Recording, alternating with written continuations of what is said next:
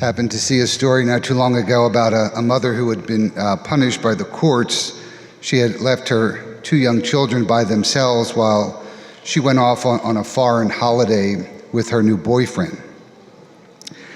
And I'm not sure what she was expecting when she got home, but it wasn't good.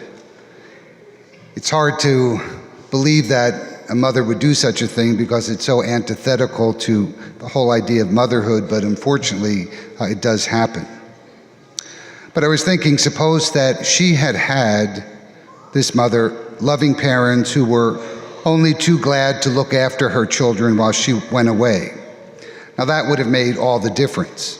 She could have entrusted her children to her parents, safe in the knowledge that they will be cared for in much the same way that she cared for her children. You can even imagine that mother in a situation giving her parents details about how to care for each child. Not because she didn't trust her parents, but because she did, and she knew that they would care for her children. Well, today we hear John 17, and it grows out of the fact that Jesus is going away. He himself is going on a trip, so to speak. He's going back to the Father. And what he's doing is he's entrusting his disciples, his children, to the Father that he has loved, and the Father that he knows will love them and care for them every bit in the same way that Jesus himself cared for them. Jesus knows and is very much aware that, as we hear in the gospel, that the disciples are at risk. The world, which hates them as it hated him, will threaten and abuse them. And Jesus says they don't belong to the world, but they are being sent into it, and they will need protecting. And that's what really this prayer is all about. Jesus knows, simply put, that the world will try to tear his disciples apart. And so he prays for our protection. He entrusts everyone who will believe in him to the care of the Father. And we've been talking a little bit about John 17 the last few weeks, as we've been mentioning the gathering on May 23rd of Christians from throughout the valley at the convention center. And the impetus behind that is John 17, where Jesus prays that all may be one. Now, to really understand this, think about, if you remember the story of the miraculous catch of fish. Jesus appears to the disciples after the resurrection, tells them to put out into the deep and throw the net over the right side of the boat after they had caught nothing all night. And they haul in this huge catch of fish, 153 we're told, so much that the net was in danger of being torn. But the net doesn't tear. And the net in many ways represents the church. And the 153 fish represent every ethnic group in the world that has been gathered into the church. And the net will remain strong for a long period of time. But unfortunately, the net will tear. The net will tear, which is a symbol that the unity of the church is broken. Christianity has been fractured. We might want to stop and ask ourselves, how exactly did all that happen? Or I think just a real brief, bare bones history is in order at this point. And first, let me say that when you study the history of the church, you understand that the history of the church is very tied to the history of the political order as well. It's hard to separate the two. What one does affects the other in some profound ways. And even though things may be better today in our present setup in our democracy, for centuries and centuries, the distinction between the two spheres of influence, church, religion, and state, were often blurred. So as we read in the Acts of the Apostles, the church expanded from Jerusalem all the way to Rome. And Rome, of course, was considered the center of the world at that time. And the development of the church was tied to the development of the Roman Empire. And as we know, for the first 300 years, the Christians lived underground. They were persecuted. And then they were granted in the empire religious liberty or religious freedom. But as the Roman Empire waned, it began to move its center of gravity from Rome to Constantinople, which today is Istanbul. And as that happened, there became tension between Rome and Constantinople on the political order as well as on the religious order. There's a big difference between the way the West celebrated the liturgy and the way the East celebrated the liturgy, for example. But there were also some theological differences that came up. And of course, as things go with human beings, there was a struggle for power and control. Who would be the real successor of St. Peter? Would it be the Bishop of Rome or the Patriarch in Constantinople? So by the end of the first millennium of Christianity, there was a split. And the split became known as the Great Western Schism. We had the Catholics on one side and the Orthodox on the other. And eventually some of those Orthodox churches that split from Rome would reunite to Rome, and today we call them the Eastern Catholic Churches, or the Uniate Churches. They seem to be very much Orthodox in their appearance of their liturgy, but they're united to the Bishop of Rome. And then the second major split happens in the 16th century with the Reformation. And again, political struggles accompanied struggles in doctrine as well. And when Martin Luther tried to reform the abuses he saw happening in Christianity, it eventually led to another split. And this split traditionally is seen as Catholic and Protestant.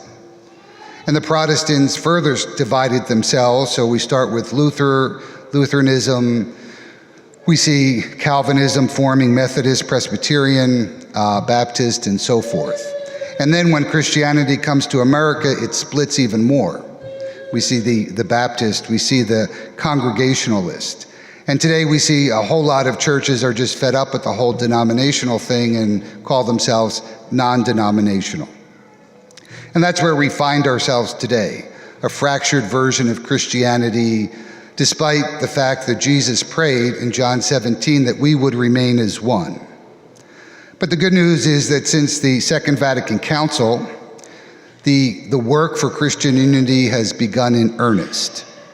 Pope John Paul II, Pope Benedict worked very hard to accomplish this, and now Pope Francis has taken up the task.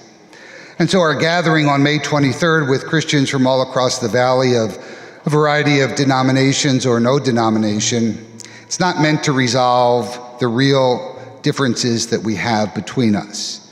And we shouldn't pretend that they don't exist, because they do. They're real, and they'll need to be addressed at some point. But I think what our gathering is designed to do is to help break down some of the hostility that often exists between Christians. You know, at least from my point of view as a Catholic priest, I encounter people all the time who are still fighting the battles of the 16th century. And I'll say to them, you know, that was 500 years ago. We've resolved so many of those differences. So maybe this will be an opportunity for all of us to see one another in a different way.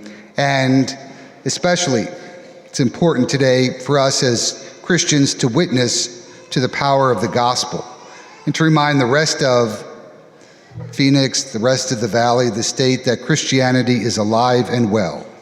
And hopefully others will then seek to join us. You know, remember what I said way back in Lent when we went over the 10 Commandments, that the worst thing a believer can do is to use God as a justification for violence or even hostility. And sadly, too often Christians engage in that among themselves. We point the finger and we become very hostile with one another. And so here we have an opportunity to change course and show the world the true face of Christ, which, as the letter of John tells us, is the face of love. And so Jesus prays today that we may be one. And that prayer is for you and it's for me. Those who, as he says, will believe in him through the word of his apostles. And Jesus prays that we who call ourselves an apostolic church, we call ourselves an apostolic church because we believe through the word of the apostles who brought the gospel to the world. And the apostles passed the message on, and those who heard it then pass the message on and on and on and on through these 2,000 years of Christianity. That's why the church, when you think about it, is never more than one generation away from extinction. If we don't hand on the word, it will simply die out. And what is Jesus praying for exactly? As he thinks about you and he thinks about me, those who will believe in him through the apostles' word in the future, and every other follower in every other generation. He's praying, just as the old words say, that we may be one holy Catholic Church, founded on the teaching of the apostles. And this unity, we have to remember, isn't just a formal arrangement or an outward thing, but rather it's meant to mirror the unity between Jesus and the Father. Jesus prays that we might be one as he is one with the Father and the Father is one with him. And that can only mean that we ourselves have to be united. And the result is that the world will see and know that this kind of human community, united across all barriers of race, custom, gender, or class, can only come from the action of the Creator God. Jesus prays that the world might believe through us, through our witness to his love, to his truth. And so, as we hear the word today, let us seek to make that happen. Like what you just heard? Visit Our Lady of Mount Carmel's social media pages for more faith-filled content. Follow us on Facebook, Twitter, and Instagram. Read the OLMC Tempe blog on Tumblr. Your Catholic community is online. Let's stay connected.